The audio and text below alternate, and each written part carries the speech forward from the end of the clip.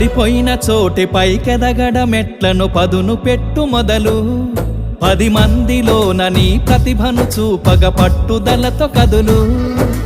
ఏలు పట్టి నడిపించునురా ఎదురైన అనుభవాలు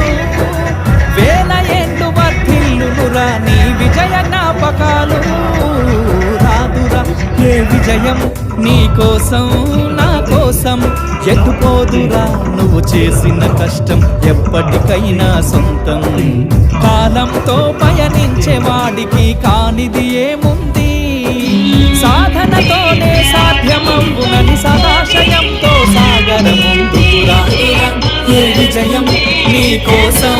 నా కోసం ఎటుపోదురా నువ్వు చేసిన కష్టం ఎప్పటికైనా సొంతం